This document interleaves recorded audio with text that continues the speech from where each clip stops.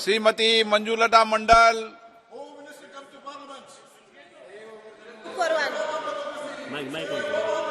Question number बोलिए। Question number माननीय मंत्री जी,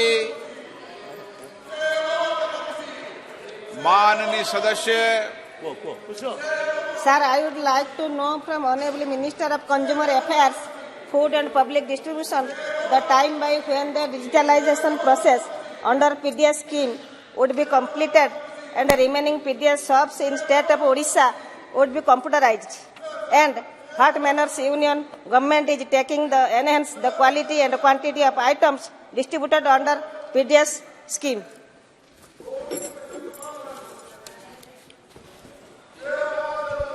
माननीय अध्यक्ष महोदय,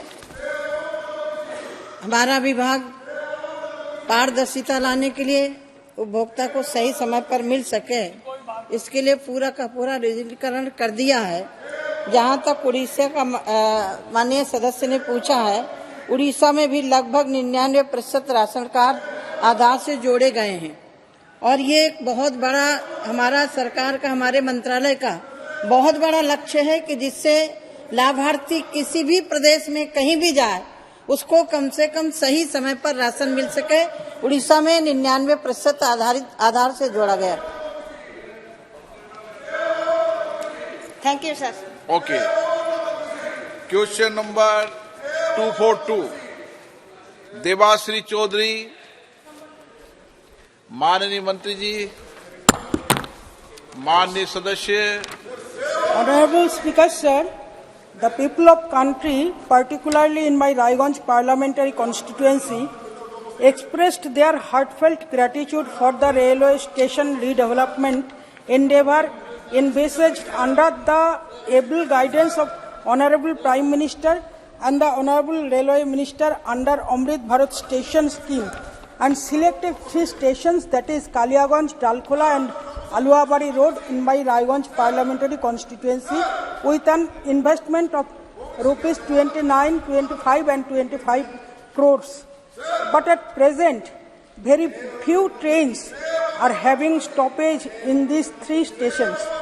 I would like to know from the Honorable Minister that whether the railway would consider stoppages of more trains in these 3 stations for the benefit of the passengers of my Raiganj parliamentary constituencies. If so, the details thereof, and by what time the final decision in this regard is likely to be taken. माननीय अध्यक्ष जी, माननीय सांसद महोदया ने जिस stations पे train के stoppages की बात की है वो एक स्पेसिफिक विषय है। मैं माननीय सांसद महोदया से रिक्वेस्ट करूंगा वो कभी भी जिन ट्रेन के स्टॉपेजेस का चाहते हैं उसके बारे में डिटेल में डिस्कस कर सकते हैं।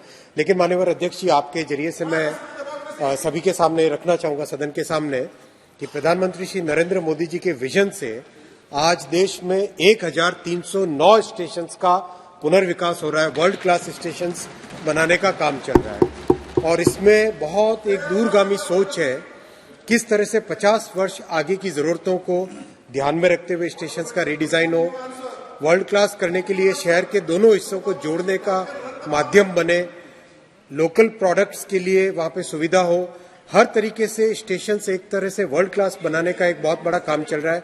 500 से अधिक स्टेशन पे इसमें काम चालू हो गया है। अध्यक्ष ऑनरेबल मेंबर सप्लीमेंट्री।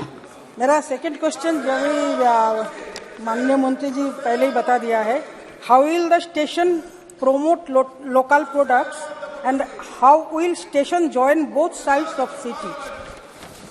अध्यक्ष जी, आज करीब 800 से अधिक स्टेशन ऐसे हैं जिसमें वन स्टेशन वन प्रोडक्ट के नाम की एक स्कीम चल रही है, जिसमें उस जगह के लोकल जो प्रोडक्ट्स हैं उन लोकल प्रोडक्ट्स को रेलवे स्टेशन के माध्यम से एक बड़ा मार्केट मिल रहा है।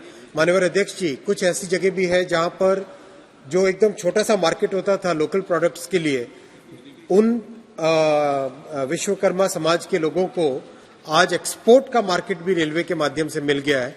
तो उसी जो जितने नए रेलवे स्टेशन डेवलप हो रहे हैं उन सब में वन स्टेशन वन प्रोडक्ट की व्यवस्था की जा रही है। श्री गणेश सिंह जी। रेलवे स्टेशनों के पुनर्विकास के लिए अमृत भारत स्टेशन योजना एवं विश्व स्तरीय योजना थी आज जो ऐतिहासिक काम हमारे माननीय प्रधानमंत्री जी और माननीय रेल मंत्री जी ने मिलकर के किया है, जिसकी जितनी भी प्रशंसा की जाए कम है। मेरे मध्य प्रदेश में 80 अमृत रेलवे स्टेशनों का चयन हुआ है और सतना रेलवे स्टेशन का विश्व स्तरीय बनाने का चयन हुआ है। माननीय रेल मंत्री जी ने वर्चुअल उसका शिलान्यास भी किया था। मेरा बस एक प्रश्न है कि उनको कब तक कार्य शुरू होगा, ये मैं उनसे जानना चाहता हूँ।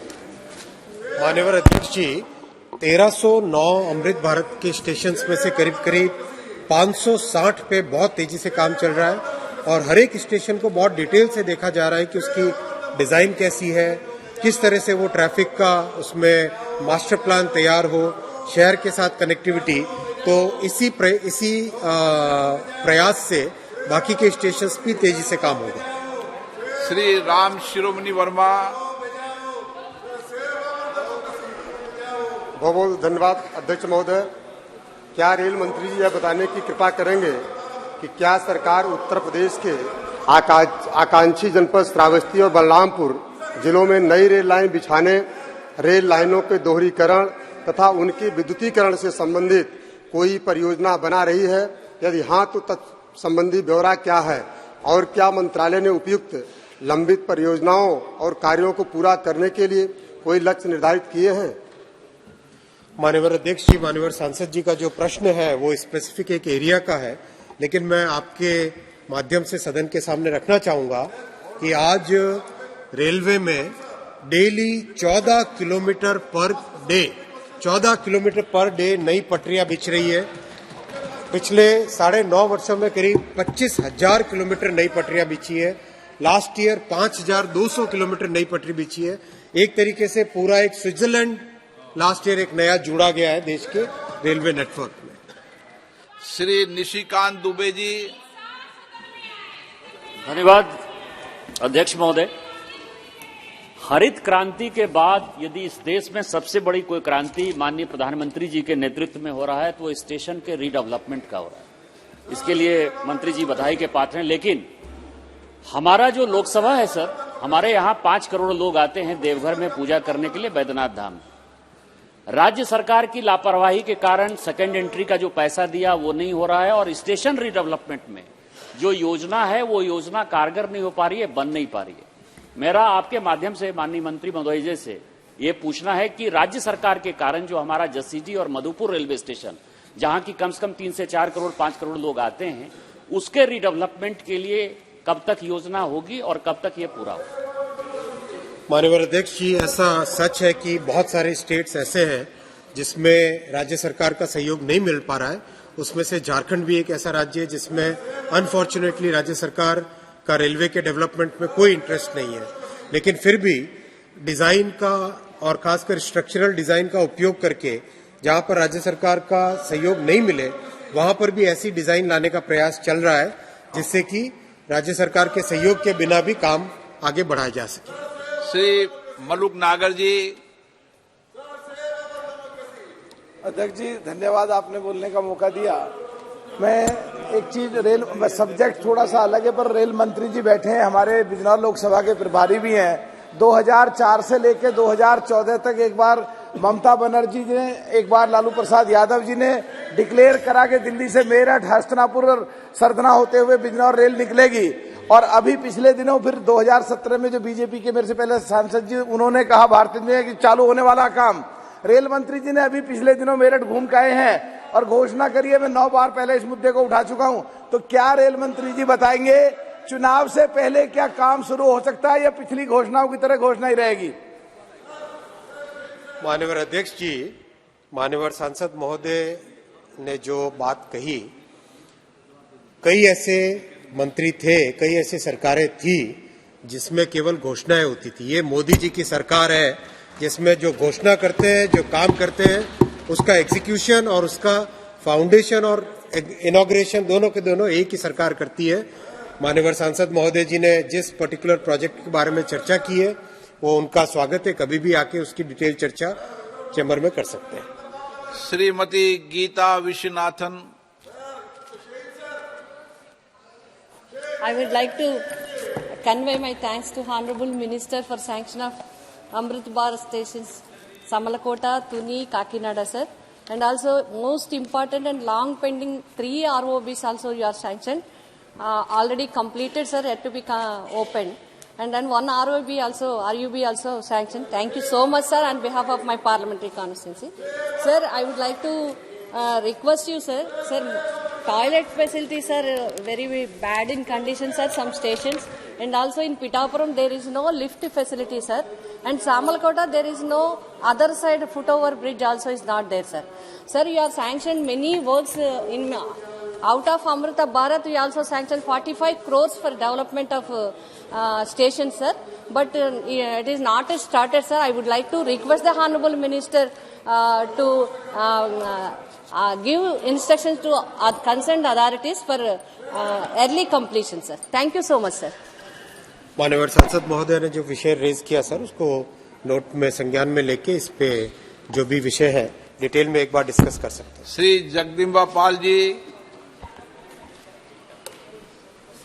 अध्यक्ष जी, मैं आपके माध्यम से माननीय मंत्री जी ने अमृत भारत में जैसा उल्लेख किया है कि 1300 हमारे अमृत भारत स्टेशन बन रहे हैं, जिसमें 506 पे काम हो रहा है, 560 पे। माननीय बुद्धिस्ट सर्किट की तरफ मैं आपके माध्यम से ध्यान आकृष्ट करना चाहता हूं कि क्या माननीय मंत्री जी जो सिद्धार्थनगर जो गौतम बुद्ध का जन्म स्थान है उसको उन्होंने अमृत भारत में स्वीकार किया है, उसके लिए मैं उनको धन्यवाद देता हूं। लेकिन ये जो उन्होंने कहा वर्ल्ड क्लास के स्टेशन हम बनाएंगे, तो क्या इस बात का भी आगे आर्किटेक्ट में ख्याल रखा जाएगा कि अगर ये स्टेशन अमृत भारत जो बन रहे हैं वो बुद्ध के एरा में जो उस समय के आर्किटेक्ट थे उस तरह का एक लुक आए, क्योंकि विदेशी पर्यटक जब आ रहे हैं उनकी आस्था है, तो क्या इस दिशा में भी सरकार विचार करेगी कि ये जो अलग अलग बन रहे हैं आदर्श स्टेशन, वहाँ पे उनका जो लोकल हेरिटेज और एंटीक उनका एक आर्किटेक्चर डिजाइन रहा हो उसको शामिल करेंगे, और वहाँ के जो गौतम बुद्ध का एक बुद्ध के प्रसाद के रूप में काला नमक चावल था वो 1 डिस्ट्रिक्ट 1 प्रोडक्ट में उत्तर प्रदेश सरकार ने लिया है, उसके एक्सपोर्ट की भी उस स्टेशन से व्यवस्था कराएंगे। धन्यवाद। सर जी ने बहुत ही महत्वपूर्ण विषय उठाया। माननीय अध्यक्ष जी, प्रधानमंत्री जी ने हमेशा कहा है विरासत भी विकास भी, यानी जो कोई भी डिजाइन आज की जा रही है, आपने तो जयपुर स्टेशन की डिजाइन देखी होगी, किस तरह से जयपुर की स्थापत्य कला पे आधारित है। इसी तरह से देश के चेन्नई में एड़म्बूर की अगर डिजाइन देखें, हर एक स्टेशन में ये ध्यान रखा गया है कि लोकल स्थापत्य कला का उसमें समागम हो। पूरी स्टेशन जगन्नाथ महाप्रभु के मंदिर से प्रेरणा लेकर की गई है, ये चीज का हर जगह ध्यान रखा गया है। श्री श्याम सिंह यादव। महोदय, बहुत बहुत आपका धन्यवाद है सप्लीमेंट्री क्वेश्चन पूछने के लिए। मैं सिराजे हिंद जौनपुर से आता हूं और जौनपुर की एक खास भौगोलिक स्थिति है।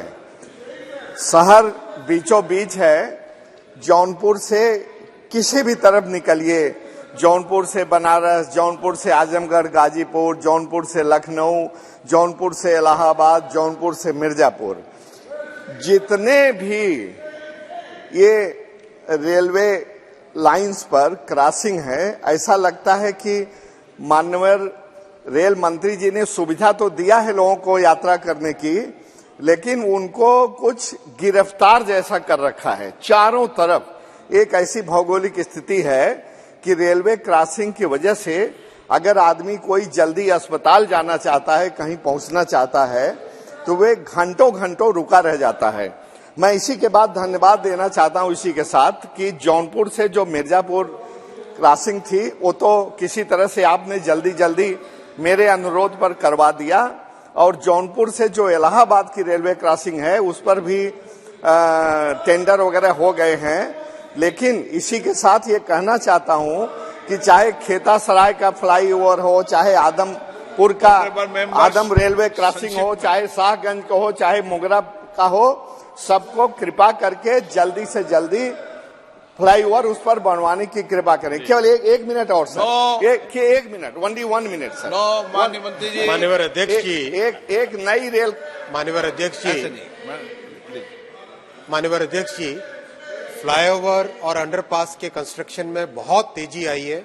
पिछले साल 1000 फ्लाईओवर और अंडरपास निर्मित किए गए। और इसी मोमेंटम को मेंटेन करने की पूरा प्रयास है। और कई मान्यवर सांसदों ने मेरे पास फ्लाईओवर और अंडरपास की बात रखी है और पूरी तरह से रेलवे मंत्रालय सरकार इसमें पूरी तरह से संजीदा रूप से काम कर रही है। श्री संजय जायसवाल जी। एनडीए के सभी रेल मंत्रियों को पहले तो मैं बधाई दूंगा कि 2014 तक किसी भी रेलवे के प्लेटफॉर्म पे सामने खड़ा रहना मुश्किल होता था। आज एक हम वर्ल्ड क्लास रेलवे स्टेशन हम देख रहे हैं। मेरा प्रश्न माननीय मंत्री जी से है कि रक्सौल जो कि काठमांडू जाने का एकमात्र स्थान है, वह और चंपारण में बेतिया में जहां अपने जीवन के सबसे महत्वपूर्ण काल माननीय महात्मा गांधी जी ने बिताया था और वहीं से वो महात्मा बने थे। इन दोनों स्थानों को पहले तो धन्यवाद देता हूं अमृत भारत स्टेशन पर लेने के लिए, पर इनकी जो इम्पोर्टेंस है उस हिसाब से रक्सौल पूरा गेटवे ऑफ नेपाल है। तो इसको एक बड़े स्तर पर अमृत भारत में ये दोनों स्टेशन बन सके, इसकी क्या कोई योजना माननीय मंत्री जी के पास है? अमृत भारत में तो आपने दिया है, पर ये स्टेशन का स्वरूप बड़ा होना चाहिए। मान्यवर सांसद महोदय ने रक्सौल का जो रखा है, रक्सौल बेसिकली एक टर्मिनल बन रहा है नेपाल के साथ कंप्लीट ट्रांसपोर्टेशन और ट्रेड का, तो उसी हिसाब से उसकी इंपॉर्टेंस को ध्यान में रख के ही रक्सौल का डिजाइन किया जा रहा है। Question number 244 Shri PC Mohan. माननीय मंत्री जी। श्री रमेश माजी। धन्यवाद स्पीकर महोदय। मेरा क्वेश्चन है कि ओडिशा के जयपुर नवरंगपुर और जयपुर मालकानगिरी जो रेलवे प्रोजेक्ट अभी 2016 में एमओयू साइन हुआ था ओडिशा गवर्नमेंट और रेलवे के बीच कॉस्ट शेयरिंग बेसिस में शुरू होने के लिए, अभी तक शुरू नहीं हुआ है। और खुर्दा रोड बलांगीर 1984 से शुरू हुआ है, अभी तक कंप्लीट नहीं हुआ है। कब तक खुर्दा रोड बलांगीर कंप्लीट होगा और जयपुर नवरंगपुर और जयपुर मालकानगिरी प्रोजेक्ट कब तक शुरू होगा? धन्यवाद स्पीकर महोदय। माननीय अध्यक्ष जी, हालांकि ये प्रश्न मेन प्रश्न से बहुत अलग है, फिर भी मैं जवाब देना चाहूंगा कि 2014 से पहले उड़ीसा जैसे महत्वपूर्ण राज्य को, उड़ीसा तो आप सब जानते हो ना, इसलिए आप उड़ीसा का तो जवाब दे दोगे। उड़ीसा जैसे महत्वपूर्ण राज्य को रेलवे के डेवलपमेंट के लिए एकदम इग्नोर किया जा रहा था। कुछ 700-800 करोड़ रुपए का एलोकेशन होता था साल का। मोदी जी ने आके आज उड़ीसा के लिए 10,000 करोड़ रुपए का एलोकेशन किया है माननीय अध्यक्ष जी। और उड़ीसा में जिस तरह से पहले साल के 40-50 किलोमीटर की नई पटरियां बिछती थी, अब 450 किलोमीटर की नई पटरियां बिछ रही है। जो खुर्दा बोलांगीर प्रोजेक्ट की बात कही माननीय अध्यक्ष जी, मोदी जी से पहले की सरकारें केवल एक लिप सर्विस करती थी उस प्रोजेक्ट के लिए, कुल मिला के कभी 10 करोड़ कभी 5 करोड़। और आज देखिए बोलांगीर की साइड से हो या खुर्दा की साइड से हो, दोनों ही तरफ से तेजी से काम चल रहा है। और बहुत एक आनंददायक परिस्थिति है कि इस प्रोजेक्ट को, जो ड्रीम प्रोजेक्ट था उड़ीसा के लिए, वेस्ट और कोस्ट को जोड़ने के लिए, वो सच्चाई में परिवर्तित हो रहा है। Shri Arun Kumar Sagar.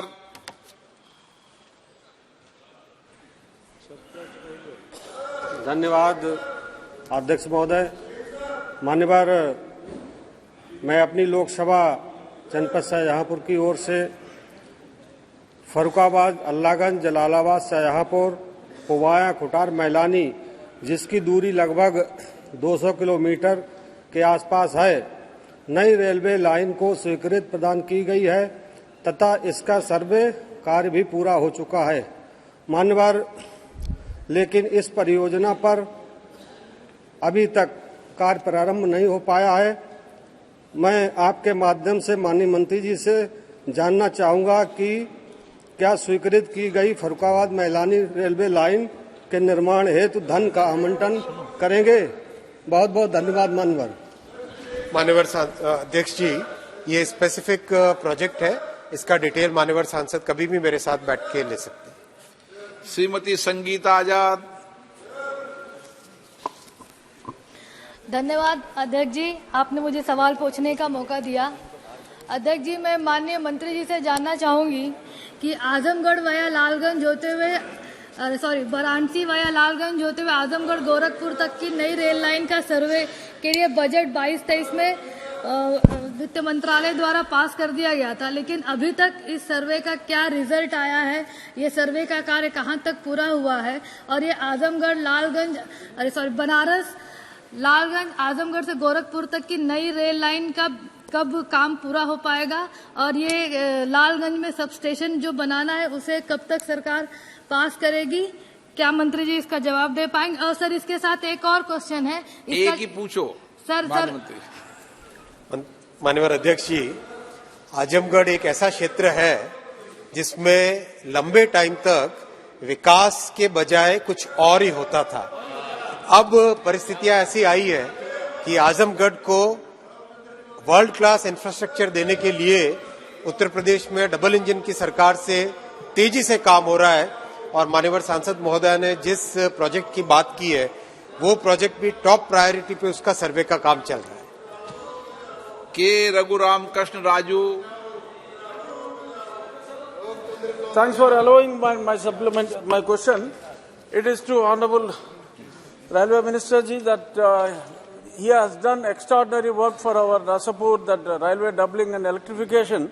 But because of the doubling and increase of traffic, we are getting problems for the traffic, and at the railway gates, more than 45 minutes there has been stoppage. And I hope the Honorable Minister would have got the request for few more ROBs to control the movement. And another request is with the Kotipalli Narsapur, the line has been pending, which Honorable Minister is aware, for the last 20 years. Recently, after Honorable Minister took over, there is good development, but because of some funds paucity, there is a problem. I request to work out a way out where, if you can give some installments, I think that line can be completed, which has been pending, which has been the dream of the former Honorable Speaker, Mr. Balayogi's dream. Hope you can fulfill it. And finally, some trains are ready for start, but because of some VIP inauguration, it is being pending. By virtually, if Honorable Minister can start that, I would be grateful. Thank you, sir. Construction of flyovers and underpasses has really picked up very good pace.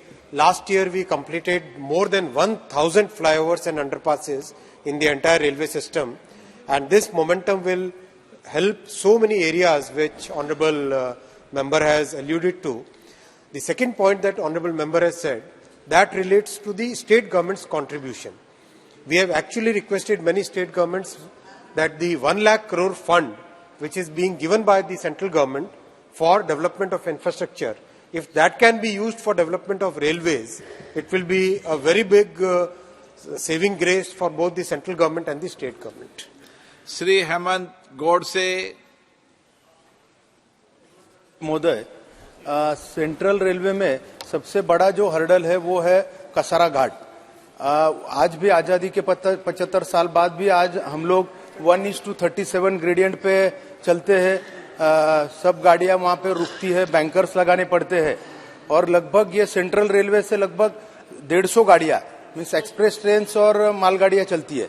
तो उसमें railway का पैसा भी जाता है और लोगों का टाइम भी जाता है। तो मैं आपके माध्यम से अध्यक्ष महोदय ये पूछना चाहता हूं कि अभी जो 4थी और 5वीं लाइन का सर्वे जो चल रहा है, तो उसमें क्या उस घाट में से जो ग्रेडियंट है वो कम करने का कोई प्लान रेलवे करेगी? और उसी के साथ साथ अध्यक्ष महोदय, दूसरा नासिक पूना जो रेलवे है उसका करेक्टेड डीपीआर अभी 2 दिन पहले ही यहाँ पे आया है, तो उसको अंतिम मान्यता कब मिलेगी और वो कब काम शुरू होगा? Thank you. माननीय अध्यक्ष जी, कसारा घाट देश के सबसे स्टीप रेलवे सेक्शंस में से सबसे ज्यादा जिसमें चढ़ाई है उनमें से एक है कसारा घाट, और इसीलिए जो 3rd और 4th लाइन बनाई जा रही है, 3rd और 4th लाइन में इस तरह से व्यवस्था की जा रही है माननीय अध्यक्ष जी कि जो 1:37 की ग्रेडियंट है वो कम होके 1:40 या 1:60 के आसपास रह जाए। उस प्रोजेक्ट पे तेजी से काम चल रहा है, उस कंप्लीट उसका सर्वे डिजाइन वर्क चल रहा है। इसके साथ ही साथ जो पुणे नासिक की बात कही माननीय सांसद महोदय ने, पुणे नासिक के बारे में भी बहुत तेजी से बहुत अच्छे से उसकी प्रोग्रेस हो रही है।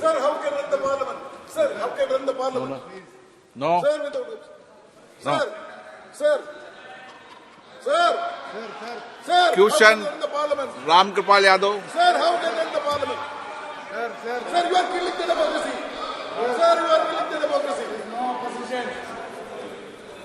मैं माननीय सदस्य करता हूं कि आपने पूरा प्रश्न श्री एम आरिफ, मौका श्री दिया है। थॉमस, श्रीमती कविता, विजय कुमार माची को चेतावनी देता हूं, कृपया अपनी अपनी सीट पर जाकर बैठे, प्ले कार्ड को लेकर नहीं आए। When there is no opposition members here, sir. महोदय, सदन की कार्रवाई महोदय, एक मिनट, आज 12 बजे तक के लिए स्थगित की जाती है।